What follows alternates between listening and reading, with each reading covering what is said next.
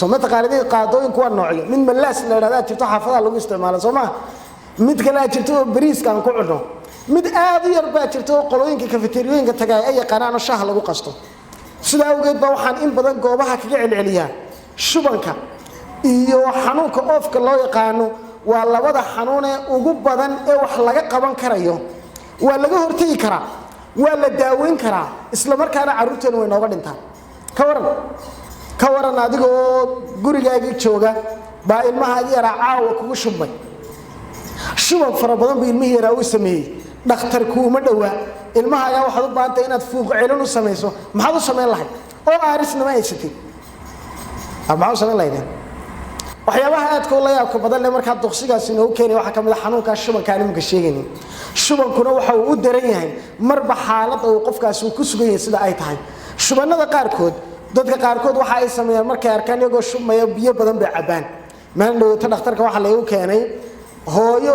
baa ii timi ilmaheeda yari 7 casho uu shubmayay 7 casho dhameystiran buu shubmayay ilmaha marka sida ay ugu soo gashay waaba ilma caafimaad qaba wax calaamada oo waxa way fuuq baxay kama muuqdo ilmahaas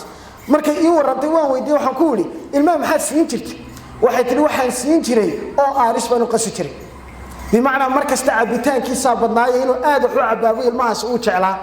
maadaama cabitaankiisa uu badnaa wuxuu ilmahaas ka badbaadeen maxay inuu fuuq baxo ku dhaco shubankii baa noocyaa dadka qaarkood ama caruurtii ha noqdaan daada 5 sano ka yareed ama dadkii wanaaba ha noqdaan waxa uu shubankoodu noqonayaa shuban biyo ah oo ay biyo dhigayaan qaarkoodna waxa ay dhigaan dhiig bay dhigaan waana kala daran labada xaaladood way kala daran hadduu dhiig noqdo wax xaalad aad u daran oo ay tahay waxa way xal dheeraad iyo daaweyn iyo antibiotics u baahan yahay in la siiyo qofkaas haddii uu biyo u yahayna wax xaalad waxa ugu weyn oo qofkaas u baahan yahay tahay nadaafadiisa in kor loo qaado fuuqiisa in la celiyo ka waran adigoo gurigaaga jooga baa ilmahaaga yaraa caawa kugu shubay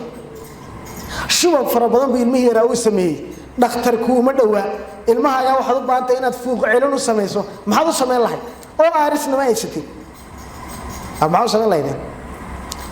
waxaan idin sheegayaa oo aaris aad guriga ku samaysan karto oo aad ku gaari karto hadhowto inta aad dhakhtarka aadayso aad ku gaarayso oo aaristaas waa maxay waxaad soo qaadaysaa litir biyo ah haddaad caagadan maasaxada ee halka litir aad haysatana waad ku qiyaasani haddaad weel kale aad ku qiyaasata aad heshana waad ku qiyaasani halka litir biyaha dabkaad saaraysaa waad karkarinaysaa ka bacdi waad qaboojinaysaa muddo ayuu qaadanaya inuu qaboobo si uu markiiba kugu qaboobo waa inaad weel weyn inta soo qaada ama jabcad soo qaada biyo ka buuxiso dabadeedna weelkii kale oo halkii litir biyo ku jira dusha waxa way aad dul dhigto si biyaha ka hooseeya ay heerkulka uga nuugaan oo biyaha soo qaboobo marka uu qaboobo waxa sameynaysaa 6 qaado oo sonkor baad ku daraysaa qaadaduna waxa weeye tashaha lagu qasto somata qaaradiin qaadooyin kuwa noocyo min malaas la yiraahdo jirto xaafadaha lagu isticmaalo Soomaa mid kala jirto bariis kan ku cunno mid aad u yar baa jirto qolooyinka cafeteriooyin ka tagay ay qanaan shaah lagu qasto taa aad ka u yar bad 6 qaado oo kamida sonkor waad soo qaadaysaa biyaha ku daraysaa qaadada badhkeed oo cusba ah ama milix ahna waad soo qaadaysaa waad ku daraysaa intaas aad isku qasaysaa ilmihiira wada cabsinaysaa hadduu qofkan xitaa yahay wada cabsinaysaa inta haddaad ilmahaaga u samayso waxaad la gaari kartaa maxay dhakhtarkaad barita la gaari kartaa haddii kale ilmahaas inuu caawba kaa dhintaabaa suuragal shuban kasta oo biyo leh oo qofkaas uu biyo dhigayana qaacidadiisu waxa weeye waa inuu ilmahaasi shubmaya ama qofka weyn waa inuu shubmaya maalintii wax ka badan 3 jeer 3 jeer wax ka badan hadduu maalintii qofku suuliga galo isla markaana uu saxaro biyo uu dhigo waa shuban baa la odhanaya waa 3 jeer iyo wixii ka badan biyaha uu dhigayaay ma biyo aad u fara badan ba hooyada waa la weydiinaya qadarka uu dhigayo hadduu marka kaliya ilmuhu beermaanka ku fadhiisto beermaanka uu buuxinayo shubanka noocaasi koleero noqon kara hadduu koleero noqdana saacado yar gudahood buu qofkaas ku fuuq baxaya inuu ka dhintana waa suuragalba oo shuban awgii kaaga dhinto 10 xanuun ee adduunka hogaaminaya dhimashada mid kamid ah weeye shubanadu 10 xanuun ee dhimashada adduunka hogaaminaya waa mid kamid ah shubanadu sida awgeed ba waxaan in badan goobaha kaga celceliyaa shubanka iyo xanuunka oofka loo yaqaano waa labada xanuun ee ugu badan ee wax laga qaban karayo waa laga hortagi karaa waa la daaweyn karaa isla markaana caruurteenu way nooga dhintaan ka waran waa labada xanuun ee ugu badan ee laga hortagi karo haddii ay dhacaanna la daweyn karo haddana ay ubadkeenu ay nooga dhintaan arrinka ma rumaysanaysaa ilmo kasta oo qufac leh amaba naqasku uu hayo xumadna leh waxa uu leeyahay calaamadihii oofka ayuu leeyahay hooyooyinkood maxay sameeyaan ilmi yaraayo naqasku uu hayo oran sawaan baxnaaninaya 3 maalmood ama usbuuc baa guriga lagu haysanaya saacadba saacada ka dambaysa uu ka sii daraya isagoo heer kulka jirkiisu aad u sareeyo baab busta la saaray leeyahay la dado waa masiibaha ugu dar Soomaa heer kulkiisa markiisa uu sareeyay imkana busta la sii saaray waa uu ka sii daraya heer kulka jirkuna haduu 37 ka sareeyo waa xumad iyo xanuun weey haduu 40 ka sareeyana waa dhimasho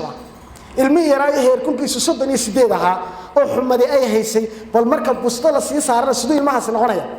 xaaladiisu waa ka sii daraysaa Soomaa wax daawaana lama siinayo ilmi yaraayo hooyadu ay haysatay ka xanuunsanaysayna dumarka dariska oo dhan baa la talinaya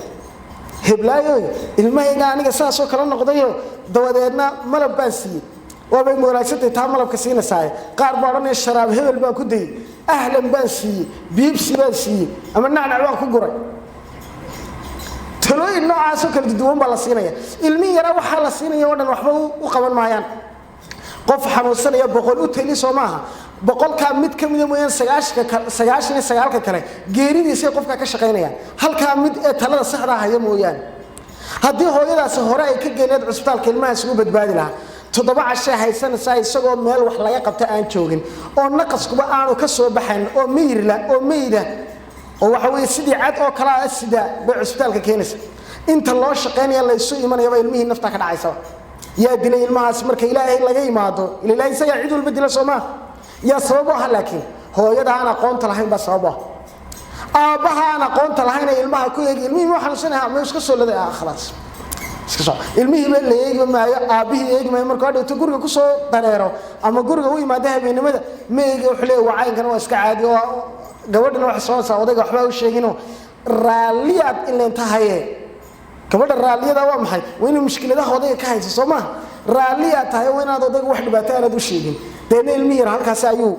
ilmi yar kaaga dhimanaya walaalayaal shubankuna sida oo kale waa arin laga hortagi karo nadaafada oo kor loo qaado ilmo yari mid kamid ah carruurtada uu shumaya kuwa kale inaanad faraha u gelinin hooyadu inay nadaafada carruurteeda kor u qaado ka waran hadii ay musqush adii gijada ay ka dhacayso in hooyadii ilmihii yaraa beermaanka ay ku hayso oo isleedahay beermaanka ayuu ka kicin dhinacna gacan bay kaga haysaa dhinacna cuntadii bay ka dubaysaa ka waran looxdii bay dubaysaa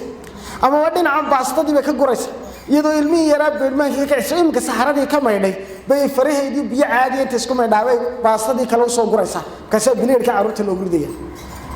hadii uu mid kamid ah carruurta shuban ku dhaco inta kalena uu ku dhacaya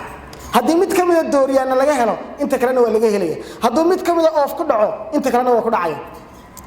maxaa keenay waa aqoon inaan loo lahayn qaabka uu xanuunkan ugu fidayo qaabka ay dhibaatada u dhacayso ma garanayno maadaama aynaan garanaynin carruurtina waa kaas maalin walba aabihi iyo hooyadii ilmahoodii yarayaga usbuucan laga daweeyay oof laga daweeyay bilka bacda hadana oof laga daweynaya bisha ku xigta hadana oof laga daweynaya dhaqaalihii yaraaye reerka meel u dhigmi lahaa $10 ay reserve ka dhigan lahaayeen waa macaamiil goobo caafimaad ee macaamiil loo yihiin oo sida adeega bariiska ee baastada dukaanka looga qaataa daawada looga qaataa goobaha caafimaadka looga qaataa miyaan ahayn marka inaan baranno sida xanuunada u dhacaysa uga hortagno